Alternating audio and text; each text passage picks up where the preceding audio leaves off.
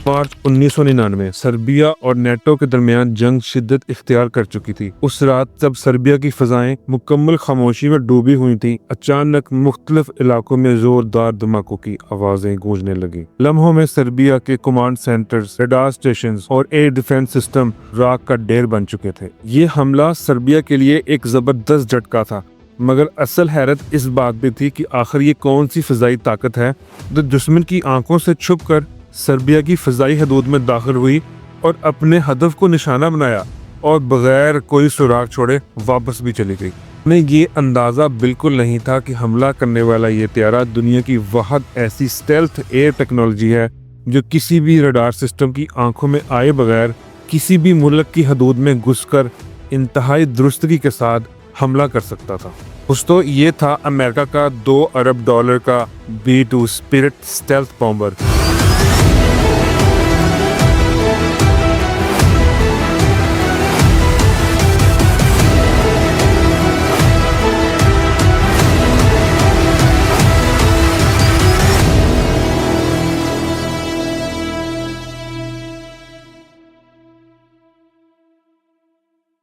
एक ऐसा त्यारा जो खामोशी से आता है, तबाही मचाता है और फिर फिजाओं में गुम हो जाता है। लेकिन सवाल ये है, अमेरिका को इतनी महंगी और हाई टेक जंगी मशीन बनाने की आखिर जरूरत ही क्यों पड़ी? दोस्तों, ये कहानी तब शुरू होती है जब Ukraine, Kazakhstan, Uzbekistan, Turkmenistan, Tajikistan और दीगर ममालिक सब एक ही ताकतवर रियासत का हिस्सा थे, USSR, union of Soviet socialist republics.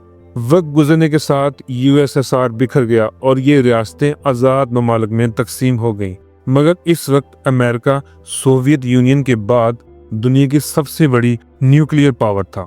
दोस्तों, 1947 से लेकर 1991 के दौरान अमेरिका और सोवियत यूनियन के दरमियान बराह रास्त कोई जंग नहीं हुई, लेकिन एक मुस्तकिल कशीदगी जरूर जारी रही, जिसे दुनिया आज कोल्ड वार के नाम से जानती है। ये जंग जासूसी टेक्नोलॉजी की दौड़ और खुफिया मंसूबों पर मुश्तमिल थी। दोनों ममालिक इस काबिल थे कि अगर जंग छिड़ भी जाती तो एक दूसरे को मुकम्मल तौर पर तबाह कर सकते थे। अमेरिका को इस बात का खदशा था कि अगर कभी जंग छिड़ गई तो उसे सबसे पहले सोवियत यूनियन के nuclear launch sites, command and control centres और एयर बेसिस पर हमला करना होगा।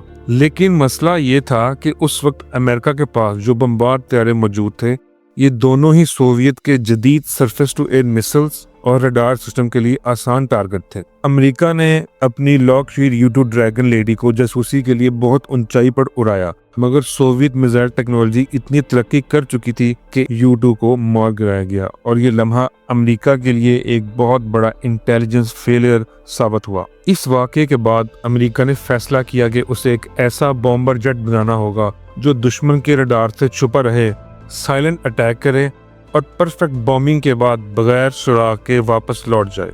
इसी सोच ने दुनिया के सबसे महंगे B-2 स्पिरिट स्टेल्थ बॉम्बर को जन्म दिया, जिसकी कीमत थी $2 अरब।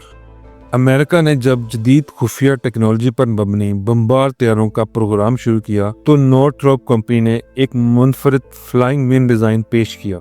एक ऐसा डिजाइन जिसमें ना दुम थी, ना फिन थे और जो रडार से बचने की भरपूर सलाहियत भी रखता था। 1982 से 1984 के दरमियान जदीद कंप्यूटर मॉडलिंग, विंड टेस्टिंग और रडार सिग्नेचर रिडक्शन एक्सपेरिमेंट पर तेजी से काम जारी रहा। बिल आखिर 1984 में B-2 का खुफिया डिजाइन अप्रूव किया गया। 1984 से लेकर 1987 तक इसके मुख्तलिफ प्रोटोटाइप्स पर काम किया गया ताकि जांचा जा सके कि वाकई दुश्मन के रडार को धोखा देने की सलाहियत रखता भी है या नहीं। 1988 में पहला मुकम्मल टेस्ट एयरक्राफ्ट तैयार हुआ, जिसे AV-1 का नाम दिया गया और फिर 17 जुलाई 1989 को ये एडवर्ड एयरबेस कैलिफोर्निया से प्रवास के लिए रवाना हुआ।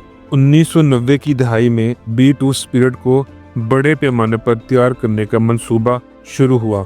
अमेरिकी हुकूमत ने इब्तदा में 132 तैयारे बनाने का मंसूबा बनाया, मगर कोल्ड वार के इख्तिताम और दिफाई बजट में कमी की वजह से इस प्रोग्राम को महदूद कर दिया गया और आखिरकार सिर्फ 21 तैयारे बनाए जा सके। 1997 में B-2 को बाज़ाब्ता तौर पर अमेरिकी फ़ज़ाइया के बेड़े में शामिल किया गया, जबकि सन 2000 में इसका आखिरी यूनिट तैयार होकर US एयर फोर्स के हवाले किया गया। 1999 में B-2 स्पिरिट को उसका पहला अमली जंगी मिशन सौंपा गया। इसके बाद ये हर बड़े जंगी मिशन का हिस्सा बना।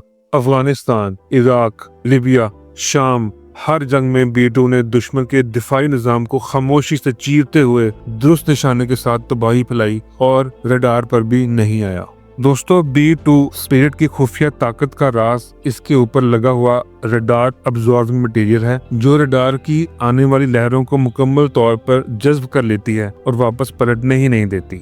इसके अलावा इसका मखसूस zigzag edges design radar signals को मुंतशिर कर देता है। आम तैयारों में जब रडार सिग्नल्स टकराते हैं तो वो वापस रडार पर पहुंचकर तैयारे की मौजूदगी जाहिर कर देते हैं, मगर B-2 स्पिरिट इन सिग्नल्स को या तो निगल लेते हैं या ऐसी सिमत में मोड़ देते हैं कि वो वापस न जा सकें। इसी वजह से दुश्मन का कोई भी रडार सिस्टम इसकी मौजूदगी को डिटेक्ट ही नहीं कर पाता और यही उसकी असल ताकत है। इस तैयारे की एक और हैरत अंगेज खसूसियत यह है कि इसका ना कोई नोज है, ना टेल है और ना ही वर्टिकल फिन। इसका यही मुनफरद डिजाइन इसे रडार पर आने नहीं देता। दुश्मन का जदीद से जदीद रडार सिस्टम भी B-2 को पहचानने में नाकाम रहता है। एक बार रिफ्यूल होने के बाद B-2 स्पिरिट 11,000 किलोमीटर तक परवाज कर सकता है, लेकिन अगर इसे दौरान परवाज एयर टू एयर रिफ्यूलिंग की सहूलत दी जाए तो ये दुनिया के किसी भी कोने में मिशन अंजाम देने की मुकम्मल सलाहियत रखता है। यानी ना सिर्फ फासला बल्कि वक्त और जोग्राफिया भी इसके लिए कोई रुकावट नहीं है। इस तैयारे में जदीद तरीन GPS नेविगेशन सिस्टम्स नस्ब किए गए हैं, जो बगैर किसी इंसानी मुदाखलत के तैयारे को किसी भी जगह पर सेंटीमीटर लेवल की दुरुस्तगी पर ले जाते हैं। ये सिस्टम दिन हो या रात, जंगल हो या सहरा, हर सूरत में सही हदफ पर पहुंचाते हैं बगैर किसी पायलट के या बराह रास्त मुदाखलत के। और ये न्यूक्लियर वेपन जैसे B-61 और B-83 बॉम्ब्स ले जा सकता है। और सबसे अहम बात यह है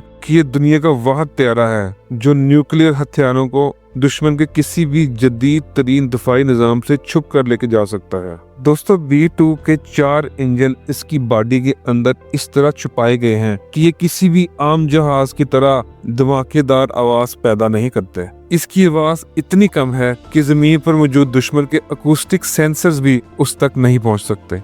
यानी ना आवाज, ना सिग्नल, ना हरारत, एक मुकम्मल साइलेंट स्ट्राइक। इसलिए दुश्मन के पायलट्स और रडार ऑपरेटर्स को इसके आने का इल्म ही नहीं होता। जब पता चलता है तब तक B-2 अपना काम मुकम्मल करके वापस भी जा चुका होता है। इंजन को तैयारे के दरमियानी हिस्से में नस्ब करने के बाद इस पर खास साउंड डैम्पनिंग मटेरियल्स लगाए गए हैं जो इंजन की आवाज को भी मुकम्मल तौर पर अब्जॉर्ब कर लेते हैं। B-2 स्पिरिट की पेलोड कैपेसिटी भी गैर मामूली है। ये 18,000 किलोग्राम यानी 18 टन वजनी हथियार लेके जा सकता है।